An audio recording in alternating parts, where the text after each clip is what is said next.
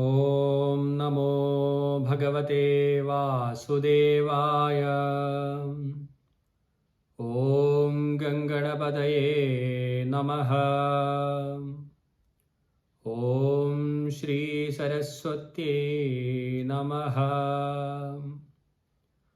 ഓം ശ്രീ ഗുരുഭ്യോ നമഃ.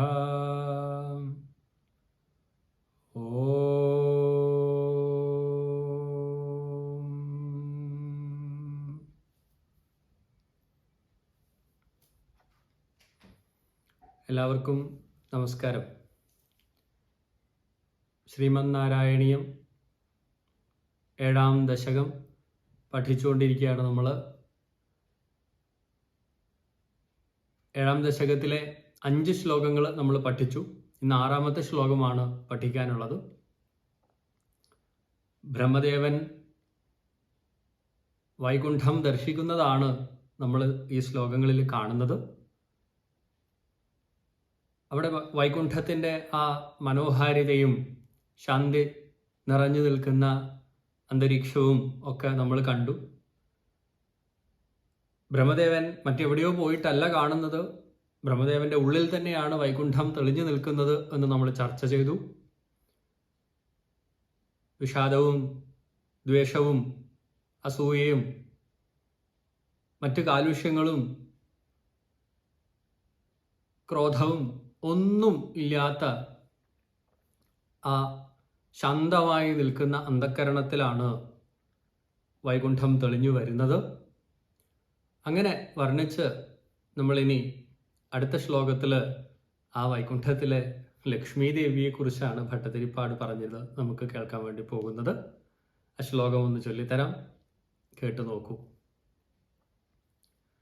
നാനാദിവ്യവധൂജനൈരഭിവൃതാ വിദ്യുല്ലതാ തുല്യയാ വിശ്വോന്മാദനഹൃദ്യഗാത്രലതയാ വിദ്യോതിതാശാന്തരാ ത്വത്പാദാംബുജസൗരഭൈകകുതുകാ ലക്ഷ്മീ സ്വയം ലക്ഷ്യത്തെ യസ്മിൻ വിസ്മയനീയ ദിവ്യവിഭവാ തത്തേ പദം ദേഹി മേ.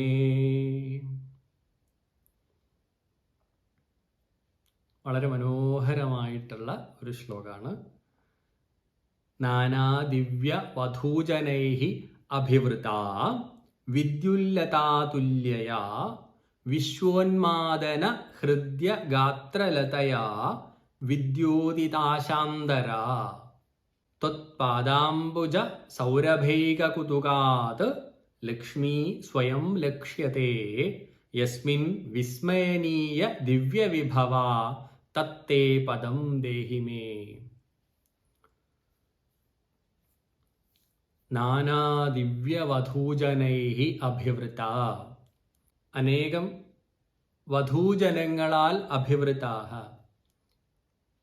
ഒരുപാട് വധൂജനങ്ങളാൽ, അതായത് സുന്ദരീ രത്നങ്ങളാൽ അഭിവൃത ചുറ്റപ്പെട്ടിട്ടുള്ളവളായിട്ട് എന്നാണ് പറയുന്നത്. അഭിവൃത ചുറ്റപ്പെട്ടുള്ളവളായിട്ടും വിദ്യുല്ലതാതുല്യയ, വിദ്യുല്ലത എന്താണ് വിദ്യുല്ലത? വൈദ്യുതിയുടെ ലത നമുക്കറിയാം, മിന്നൽ പിണറാണ് അല്ലേ? അതൊരു ആകാശത്ത് നമ്മൾ നോക്കുന്ന സമയത്ത് വൈദ്യുതിയുടെ ഒരു വള്ളി പോലെ പടർപ്പ് പോലെ ഇതിങ്ങനെ നിൽക്കുന്നുണ്ടാവും, ഒരു നിമിഷ നേരത്തേക്ക് വന്നിട്ട് പോകും. അതാണ് വിദ്യുല്ലതാതുല്യയ. ആ വൈദ്യുതിയുടെ ആ ഒരു ശോഭയുണ്ടല്ലോ, അതുപോലെയാണ്. അതുമാത്രമല്ല, വൈദ്യുതി കുറച്ചു നേരം മാത്രം ഉണ്ടാവുള്ളൂ, അത് നമുക്ക് ചർച്ച ചെയ്യാം. അങ്ങനെ ആ വിദ്യുല്ലതാ തുല്യയായിട്ട് വിശ്വോന്മാദന ഹൃദ്യഗാത്രലതയാ, വിശ്വത്തെ ഉന്മാദത്തിലാഴ്ത്താൻ മാത്രം ശേഷിയുള്ള ഹൃദ്യമായിട്ടുള്ള ഗാത്രലതയായിട്ട്, അങ്ങനെയുള്ളവളായിട്ട്. ലക്ഷ്മി ദേവിയുടെ സൗന്ദര്യത്തിനെ കുറിച്ചാണ് പറയുന്നത്. ഈ വിശ്വത്തെ, ഈ ലോകത്തെ മുഴുവൻ ഉന്മാദത്തിലാഴ്ത്താൻ മാത്രം അത്രയും കാന്തിയാണ് ദേവിക്കുള്ളത്. ആ സൗന്ദര്യം അത്രയും മനോഹരമാണ്. അങ്ങനെയുള്ള സൗന്ദര്യത്തോടു കൂടിയവളായിട്ട് വിദ്യോതിതാശാന്തര, ആ ദിശകളെയൊക്കെ ദ്യോതിപ്പിക്കുക. പല പല ഭാഗത്തേക്ക് നമ്മൾ നോക്കുകയാണെങ്കിൽ പ്രപഞ്ചത്തിൽ എല്ലായിടത്തും ശോഭിപ്പിച്ചുകൊണ്ടിരിക്കുന്നത് ആ ദേവിയാണ്. അങ്ങനെ എല്ലാ ഭാഗങ്ങളെയും എല്ലാ ദിശകളെയും ശോഭിപ്പിച്ചുകൊണ്ടിരിക്കുന്നവളായിട്ട്. പിന്നെന്താണ് ഏറ്റവും പ്രധാനപ്പെട്ടത്? ത്വത്പാദാംബുജ സൗരഭൈക കുതുക. നിന്തിരുവടിയുടെ ആ പാദാംബുജങ്ങളുടെ സൗരഭ്യത്തിൽ കുതുകയായിട്ട് സ്ഥിരമായിട്ട് അവിടെ നിൽക്കുകയാണ് ദേവി. ആ ഭഗവാന്റെ പാദാരവിന്ദം എന്ന് പറയുന്നില്ലേ, പാദങ്ങളാകുന്ന താമരപ്പൂവിന്റെ സൗരഭത്തിൽ കുതുകയായിട്ടാണ് ദേവി ആ പാദങ്ങളിൽ. അങ്ങനെയാണ് നമ്മൾ വിഷ്ണു ഭഗവാന്റെ ചിത്രം എടുത്ത് നോക്കിക്കഴിഞ്ഞാൽ ദേവി ഉണ്ടാവും ആ പാദങ്ങൾ ഭാഗത്ത് അവിടെ ഇങ്ങനെ ഇരുന്നിട്ട്, ഒരു വണ്ടിനെ പോലെ എന്ന് പറയാം. ആ പാദാംബുജങ്ങളുടെ സൗരഭം അത് നുകർന്നുകൊണ്ട് ദേവി അവിടെ ഉണ്ടാവും എന്നാണ് പറയുന്നത്. ലക്ഷ്മി സ്വയം ലക്ഷ്യതേ യസ്മിൻ. യസ്മിൻ എവിടെയാണോ ലക്ഷ്മി സ്വയം ലക്ഷ്യതേ, ലക്ഷ്മി ദേവി എവിടെയാണോ സ്വയം പ്രത്യക്ഷയായിട്ട് എപ്പോഴും ഉണ്ടാകുന്നത്. പിന്നെ അവിടെ എന്തൊക്കെയുണ്ട്? വിസ്മയനീയ ദിവ്യ വിഭവ.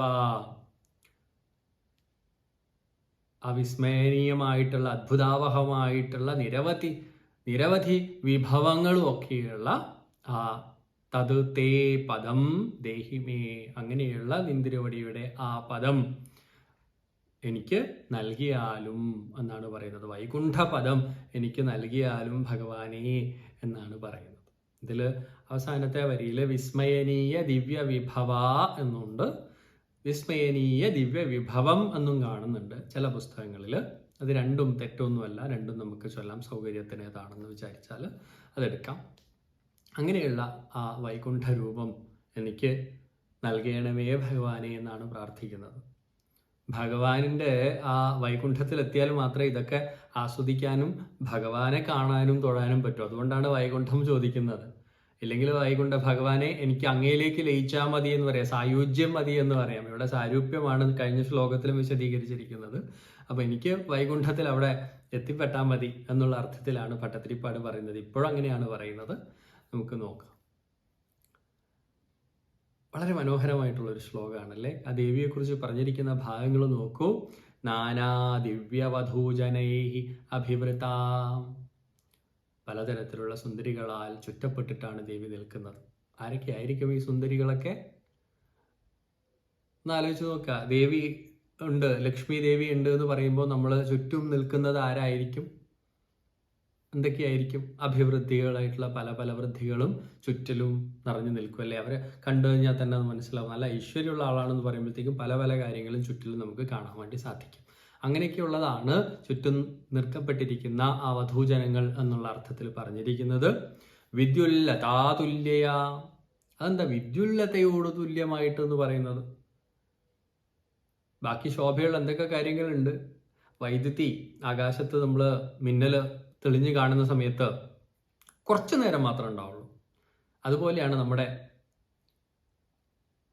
ഐശ്വര്യം എന്ന് പറയുന്ന കാര്യങ്ങളും. നമുക്ക് എപ്പോഴും ദേവിയുടെ ഭാവങ്ങളായിട്ടുള്ള ധനം, അധികാരം, സമ്പത്ത്, സൗന്ദര്യം തുടങ്ങിയവയൊന്നും എപ്പോഴും നമുക്ക് കാണാൻ വേണ്ടി പറ്റില്ല.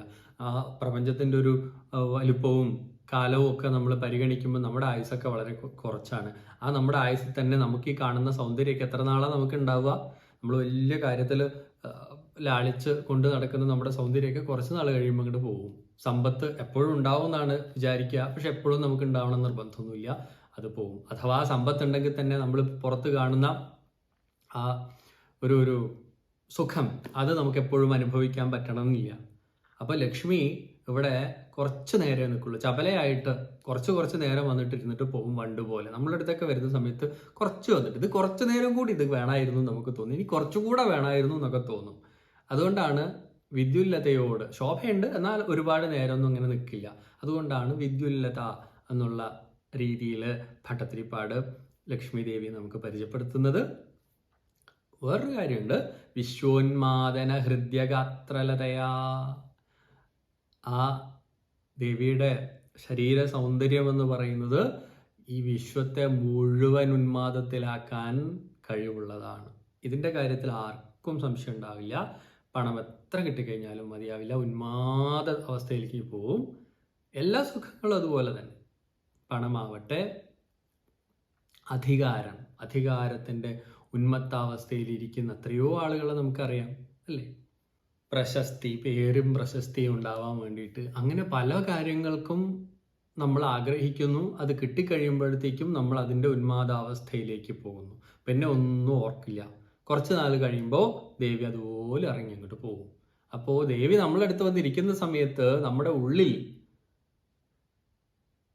ആ സാത്വിക ഭാവം നിറഞ്ഞു നിൽക്കുന്നില്ലെങ്കിൽ, ഭഗവത് പാദങ്ങൾ നിറഞ്ഞു നിൽക്കുന്നില്ലെങ്കിൽ നമ്മൾ ഇതിനൊക്കെ ഉന്മാദാവസ്ഥയിലേക്ക് പോവുകയും പതുക്കെ ദേവി ഇറങ്ങിപ്പോവും, കൂട്ടത്തിൽ ഇതൊക്കെ ഇറങ്ങിപ്പോവും. ചില ആൾക്കാർ നമ്മൾ നോക്കുന്ന സമയത്ത് നമുക്ക് തോന്നും എന്തൊക്കെ ക്രൂരകൃത്യങ്ങളും മോശം കാര്യങ്ങളും ചെയ്ത മനുഷ്യനെ പണം അങ്ങോട്ട് കുമിഞ്ഞു കൂടുതലേ, എന്താ അവർക്കുള്ളൊരു ഐശ്വര്യം എന്നൊക്കെ പറയും. പക്ഷെ സത്യം പറഞ്ഞാൽ നമ്മുടെ ഉള്ളിൻ്റെ ഉള്ളിൽ അവരുടെയൊക്കെ അവസ്ഥ അന്വേഷിച്ച് പോയി കഴിഞ്ഞാൽ നമ്മൾ ഉദ്ദേശിക്കുന്ന അത്ര സന്തോഷപ്രദമൊന്നും ആയിരിക്കില്ല.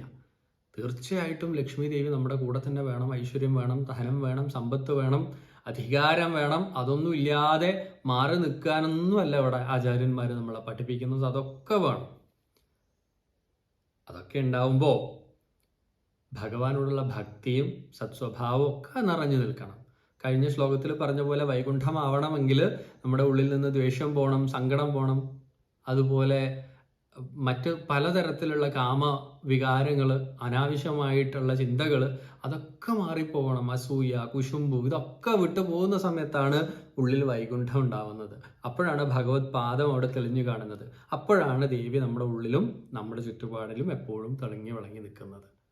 അങ്ങനെ കാണാൻ വേണ്ടി നമുക്ക് സാധിക്കണം.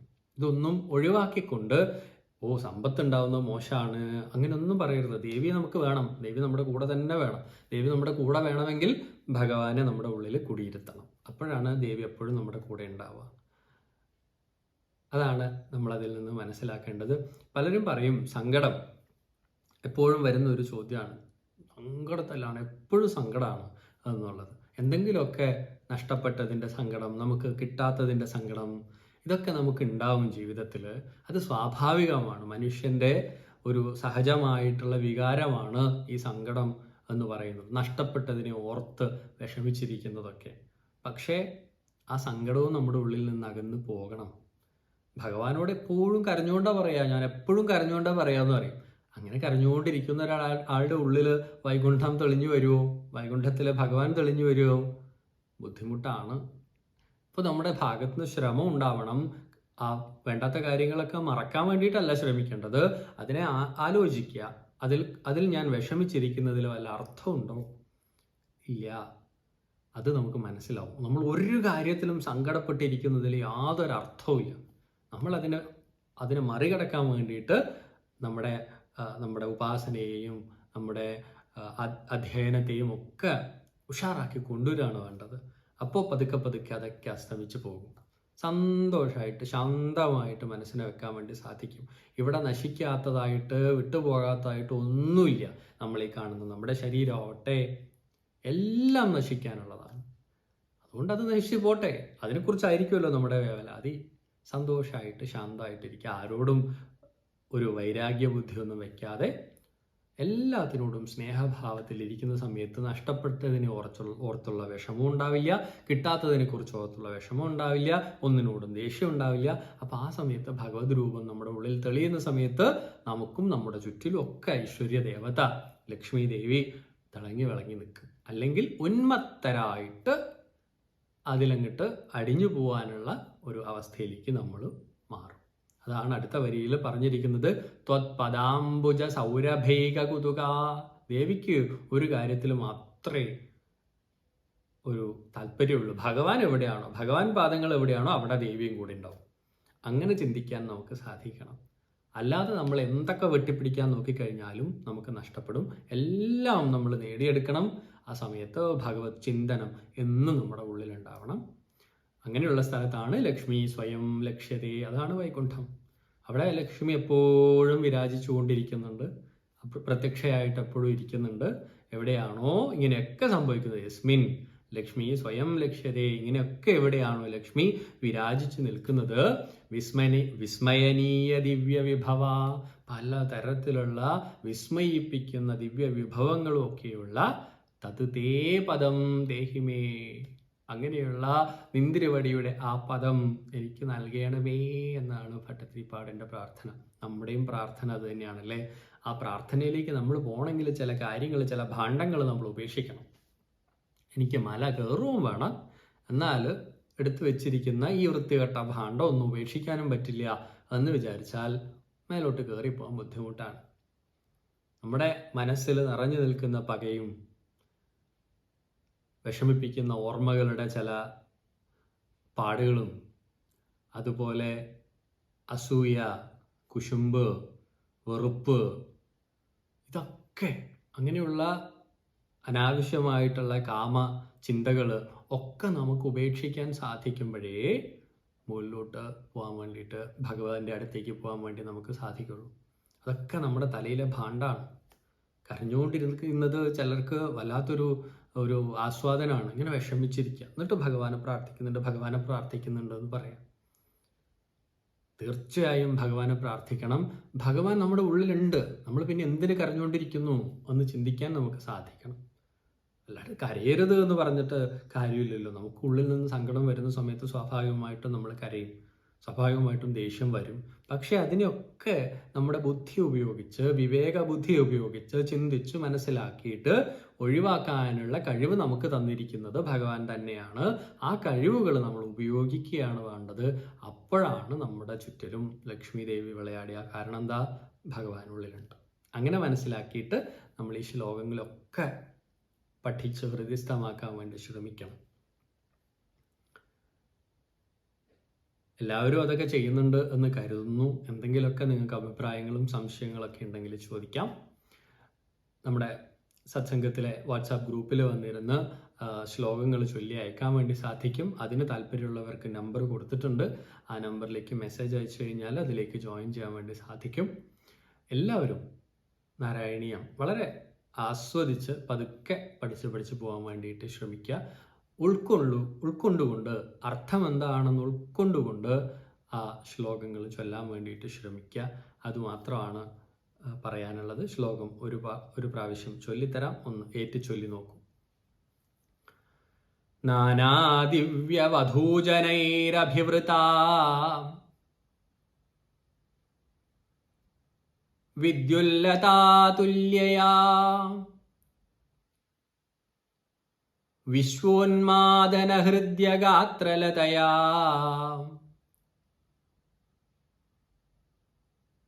വിദ്യോതിതാശാന്തരാ ത്വത്പാദാംബുജസൗരഭൈകകുതുകാ ലക്ഷ്മീ സ്വയം ലക്ഷ്യത്തെ യസ്മിൻ വിസ്മയനീയ ദിവ്യവിഭവാ തത്തേ പദം ദേഹി മേ.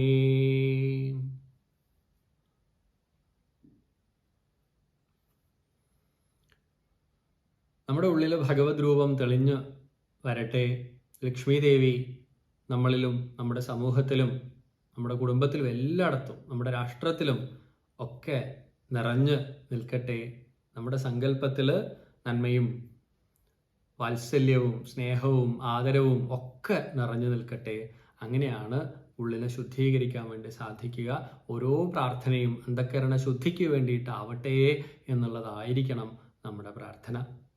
പലരും പറയുന്നു എനിക്ക് അതുപോലെ ഒന്നും ചൊല്ലാൻ പറ്റുന്നില്ല എന്നൊക്കെ. അതുപോലെ എന്ന് വെച്ചാൽ ഞാൻ ചൊല്ലുന്നത് പോലെ ചൊല്ലണമെന്ന് ഒരു നിർബന്ധമില്ല. എന്നെക്കാൾ നന്നായിട്ട് ചൊല്ലുന്ന ആൾക്കാരെ കേട്ടിട്ടുണ്ട്. എനിക്ക് പറ്റുന്നത് പോലെ ഒരു കവിതയൊക്കെ ചൊല്ലുന്നത് പോലെയാണ് ഞാൻ ചൊല്ലാൻ വേണ്ടി ശ്രമിക്കുന്നത്. അതിനപ്പുറത്തേക്ക് സംഗീതാത്മകമായിട്ട് ചൊല്ലുന്നതിൽ എനിക്ക് വലിയ സാധ്യതയില്ല. അതുകൊണ്ട് എനിക്ക് സാധിക്കുന്നത് പോലെ ചൊല്ലുന്നു. കഴിയുന്നതും അക്ഷരത്തെറ്റൊക്കെ ഒഴിവാക്കിയിട്ട് ചൊല്ലാൻ വേണ്ടി ശ്രമിക്കുക. ഇനി അക്ഷരത്തെറ്റ് വന്നാൽ എന്തെങ്കിലും പ്രശ്നം ഉണ്ടാവുമോ എന്നുള്ള ചിന്തയൊന്നും വേണ്ട. വന്നു കഴിഞ്ഞാലും മനസ്സിലാക്കാൻ വേണ്ടിയിട്ട് ഭഗവാന് സാധിക്കും. നമ്മൾ ഉൾക്കൊള്ളുന്നത് നല്ല രീതിയിലാണെങ്കിൽ അതും ഒരു കുഴപ്പമില്ല, നമ്മുടെ ഉള്ളിൽ ഒരു മാറ്റവും ഉണ്ടാക്കില്ല. പക്ഷെ ഭംഗിയായിട്ട് വൃത്തിയായിട്ട് അക്ഷരത്തെറ്റില്ലാതെ ചൊല്ലുമ്പോഴാണ് നമുക്കത് പൂർണ്ണതയിലേക്ക് അനുഭവിക്കാൻ വേണ്ടി സാധിക്കുക. അത്രമാത്രം ചിന്തിക്കുക. എല്ലാവരും ശ്ലോകം ചൊല്ലി പഠിച്ചു നോക്കുക. വെറുതെ കേട്ട് പോയി കഴിഞ്ഞാൽ ഒരു പ്രഭാഷണം കേട്ടതുപോലെയൊക്കെ തോന്നും. അങ്ങനെയല്ല, ശ്ലോകം ചൊല്ലി നമ്മുടെ ഉള്ളിലേക്ക് നിറയ്ക്കാൻ വേണ്ടി നമുക്ക് സാധിക്കണം. ഞാൻ ഈ 2-3 പ്രാവശ്യം ചൊല്ലി തരുമ്പോഴേക്കും തന്നെ എൻ്റെ ഉള്ളിലേക്ക് അതിങ്ങനെ ഇറങ്ങുകയാണ്, അതിലെ ആ ഭാവമൊക്കെ. അതുകൊണ്ട് നിങ്ങൾ വെയിറ്റ് ചൊല്ലുക, 2-3 പ്രാവശ്യം വെയിറ്റ് ചൊല്ലി പഠിച്ചു നോക്കുക. ഇത്രയാണ് അറിയിക്കാനുള്ളത്. എല്ലാവർക്കും നന്ദി, നമസ്തേ. നാരായണായ നമോ, നാരായണായ നമോ, നാരായണായ നമോ, നാരായണ നാരായണായ നമോ, നാരായണായ നമോ, നാരായണ